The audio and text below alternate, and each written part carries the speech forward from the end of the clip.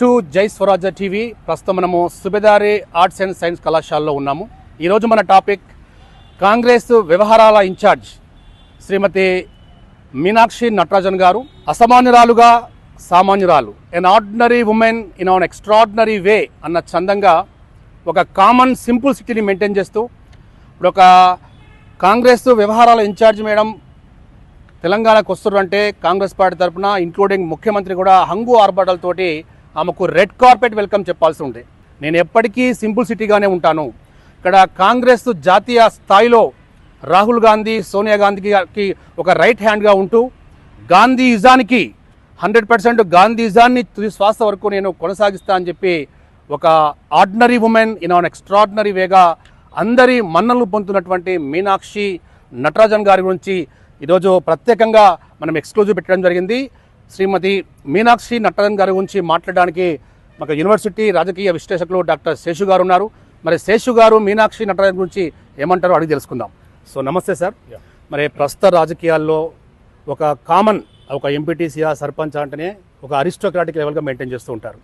But when we come to Shrimati Meenakshi Natarajan విషయానికి వస్తే an ordinary woman in extraordinary way అంటే ఇక్కడ ఆమె వస్తుందంటే ఒక హంగు ఆర్భాటాలు అరిస్టోక్రాటిక్ లెవెల్ పార్టీ పరంగా ఎంతో ఉంటుంది. కానీ ఆమె సింపుల్ సిటీని మెయింటైన్ చేస్తూ ఆమె రైల్వే స్టేషన్లో ఒక 10 మందే పిసిసి చీఫ్ ఆధ్వర్యంలో రిసీవ్ చేసుకున్నారు. మరి మీనాక్షి నటరాజన్ గురించి మీరేమంటారు? జై స్వరాజ్ వరల్డ్ టీవీకి స్వాగతం. 2023 తెలంగాణ శాసనసభ ఎన్నికలు జరుగుతున్నటువంటి సందర్భంలో కాంగ్రెస్ పార్టీ రాష్ట్ర వ్యవహారాల ఇన్ఛార్జిగా మాణిక్రావు ఠాకరే వ్యవహరించారు. పార్టీ ఆ ఎన్నికల్లో గెలిచినటువంటి 1-2 నెలల తర్వాత రాష్ట్ర బాధ్యతల నుంచి మాణిక్రావు ఠాకరేని తప్పించి దీపాదాస్ మున్షిని కేరళ ఇన్ఛార్జిగా ఉన్నటువంటి దీపాదాస్ మున్షికి అదనపు బాధ్యతలు తెలంగాణ రాష్ట్ర కాంగ్రెస్ వ్యవహారాల ఇన్ఛార్జిగా అప్పచెప్పడం జరిగింది.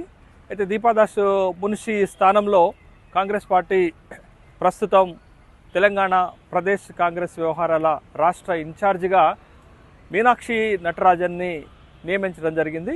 మీనాక్షి నటరాజన్ గారు 2009లో మధ్యప్రదేశ్లో మందసౌరి లోక్సభ నియోజకవర్గం నుంచి లోక్సభ సభ్యురాలుగా గెలవటం జరిగింది.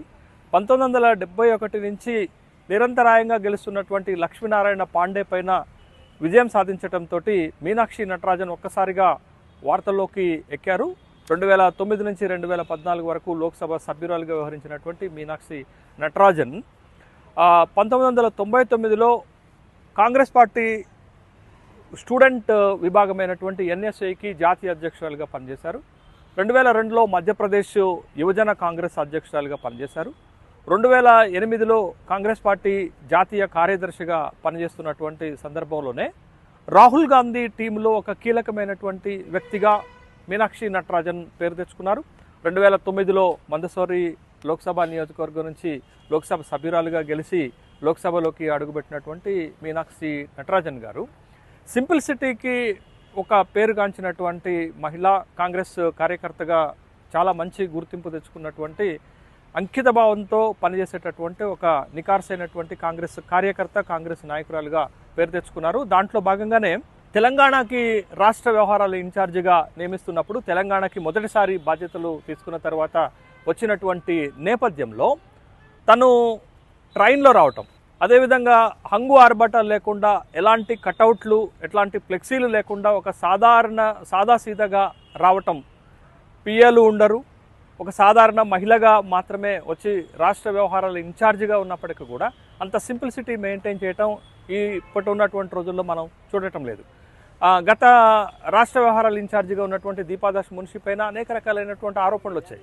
తను కేవలం స్టార్ హోటల్స్లోనే బస చేస్తారని, తను హంగు ఆర్భాటాలతోటి ఉంటారనేటటువంటి ఆరోపణలు వచ్చాయి. దానిపైన కొన్ని సందర్భాల్లో వివాదాస్పదమైనటువంటి అంశం కూడా మారినటువంటి సందర్భంలో మీనాక్షి నటరాజన్ దానికి పూర్తి భిన్నంగా తను ఒక సింప్లిసిటీ ఉన్నటువంటి మహిళగా ఎంత పెద్ద హోదాలో ఉన్నప్పటికీ కూడా సింప్లిసిటీగా వ్యవహరించేటటువంటి ఒక నాయకురాలుగా మనం చూస్తున్నాం. దాంట్లో భాగంగానే తన వ్యవహార శైలి కూడా కనపడింది. ఎక్కడా కూడా కటౌట్లు పెట్టొద్దనేటటువంటి ఒక స్పష్టమైన సంకేతాలు ఇచ్చారు. తర్వాత ఫ్లెక్సీలు పెట్టొద్దని ఒక స్పష్టమైనటువంటి సంకేతాలు ఇచ్చారు. అదేవిధంగా కొద్దిమంది నాయకులను మాత్రమే రైల్వే స్టేషన్కి రమ్మని ఆహ్వానం పలకటానికి మాత్రమే పర్మిషన్ ఇచ్చారు. తర్వాత జనరల్గా వస్తున్నప్పుడు శంషాబాద్ విమానాశ్రయంలో పెద్ద హంగామా సృష్టిస్తారు. ఏ పార్టీలకు సంబంధించినటువంటి నాయకులు వస్తున్నప్పుడు కూడా ఒక పెద్ద హంగామా సృష్టించినటువంటి చరిత్ర మనం చూస్తున్నటువంటి నేపథ్యంలో తను రాష్ట్ర వ్యవహారాల ఇన్ఛార్జిగా రాష్ట్రానికి వస్తున్నటువంటి సందర్భంలో చాలా సింప్లిసిటీగా వచ్చినటువంటి సందర్భమే కాకుండా ముఖ్య కార్యకర్తల సమావేశంలో, ముఖ్య నాయకుల సమావేశంలో మాట్లాడుతూ చాలా స్పష్టమైనటువంటి సంకేతాలు ఇచ్చారు. పార్టీకి వ్యతిరేకంగా పనిచేసే ఎంత పెద్ద సీనియర్ నాయకులైనా వాళ్ళపైన చర్యలు తప్పవు అనేటటువంటి ఒక మాట చెప్పడంతో పాటు మనం ప్రభుత్వంలో ఉన్నాం, పేదల కోసం పనిచేసినప్పుడే మనం ప్రభుత్వం బలంగా పనిచేస్తున్నట్టు, నిజంగా పేదల కోసం పనిచేయాల్సినటువంటి బాధ్యత ఉందని ఒక పూర్తి స్థాయిలో దిశానిర్దేశాన్ని చేసినటువంటి సందర్భాన్ని కూడా మనం చూస్తున్నాం. కాబట్టి ఇవాళ దేశం వ్యాప్తంగా కాంగ్రెస్ పార్టీ కేవలం 3 రాష్ట్రాల్లో మాత్రమే అధికారంలో ఉంది. ఇప్పటికిప్పుడు ఎన్నికలు జరిగితే హిమాచల్ ప్రదేశ్లో మళ్ళీ గెలిచేటటువంటి అవకాశం లేదు. ఇప్పటికిప్పుడు ఎన్నికలు జరిగితే కర్ణాటకలో కూడా కాంగ్రెస్ పార్టీ గెలుపైన అనుమానాలు ఉన్నటువంటి నేపథ్యంలో మొత్తం దేశవ్యాప్తంలో కాంగ్రెస్ పార్టీ బలంగా ఉన్నటువంటి ఏకైక రాష్ట్రం ఒక తెలంగాణ రాష్ట్రం మాత్రమే.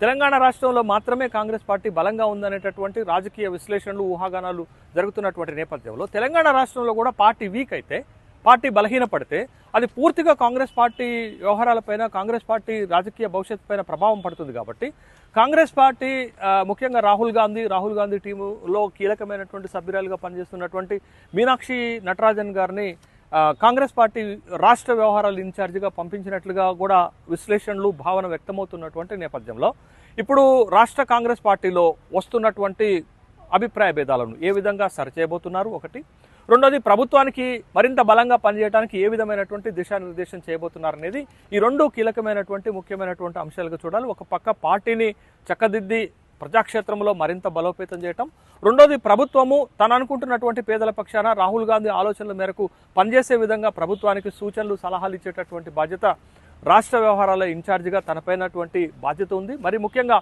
2022లో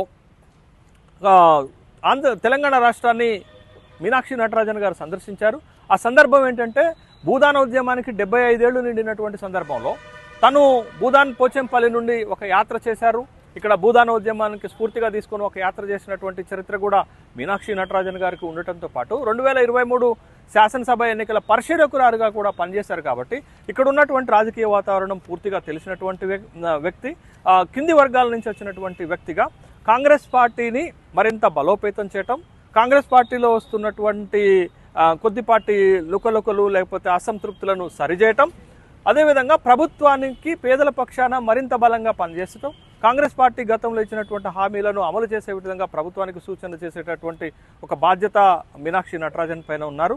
కానీ మీనాక్షి నటరాజన్ గారు తన సింప్లిసిటీని చూసిన తర్వాత రాజకీయ నాయకులు ఇలా ఉండాలి అనేటటువంటి ఒక సందేశాన్ని అయితే ఖచ్చితంగా ఇచ్చారు. ముఖ్యంగా ఈనాటి రాజకీయాలలో గ్రామ సర్పంచ్ స్థాయి నుండి పెద్ద పెద్ద ఇన్నోవాళ్లలో తిరుగుతూ, పెద్ద పెద్ద అంగు ఆర్భాటాలు చేస్తూ, పెద్ద పెద్ద ఫ్లెక్సీలు పెట్టులు, కటౌట్లు పెట్టుకొని ప్రజాధనాన్ని దుర్వినియోగం చేస్తున్నటువంటి రోజులు కూడా మనం చూస్తున్నాం. కాంగ్రెస్ పార్టీ పైన, కాంగ్రెస్ పార్టీ మంత్రులపైన ప్రజాక్షేత్రంలో వస్తున్నటువంటి ఆరోపణలు ఏంటి అంటే మంత్రులు అవసరం ఉన్నా లేకపోయినా హెలికాప్టర్లలో తిరుగుతున్నారు అనేటటువంటి ఒక అభిప్రాయం నెలకొన్నటువంటి నేపథ్యంలో కనీసం రాష్ట్ర వ్యవహారాల ఇన్ఛార్జి సింప్లిసిటీనైనా చూసి వాళ్ళలాంటి వాళ్ళు మారితే రాష్ట్ర ప్రభుత్వ ఖజానాకు లేకపోతే రాష్ట్ర ప్రజల పక్షాన మరింత మేలు చేసిన వాళ్ళు అవుతారు. కాబట్టి తను ఇచ్చేటటువంటి సందేశాలను కాంగ్రెస్ పార్టీ పాటిస్తే కాంగ్రెస్ పార్టీ మరింత బలోపేతం అవుతుంది. కాంగ్రెస్ పార్టీకి తెలంగాణ రాష్ట్రం ఒక బలమైనటువంటి కేంద్రంగా మారుతుంది. అలా కాకుండా కాంగ్రెస్ పార్టీ సహజ సిద్ధ ధోరణితోటి తన సంప్రదాయాలను వదులుకోకుండా పనిచేస్తే తెలంగాణలో కూడా కాంగ్రెస్ పార్టీ బలహీనపడేటటువంటి అవకాశాలు ఉన్నాయి. కాబట్టి ఇక్కడ తెలంగాణ రాష్ట్రంలో కాంగ్రెస్ ప్రభుత్వం బలమైనటువంటి ప్రతిపక్షాన్ని ఎదుర్కొంటుంది, అటు బీజేపీ రూపంలో ఇటు బీఆర్ఎస్ రూపంలో. కాబట్టి పాలనలో సమర్థత పెరగాలి, పాలనలో పారదర్శకత పెరగాలి, పార్టీ మరింత బలోపేతంగా మరింత బలంగా పనిచేయాల్సినటువంటి అవసరం ఉంది.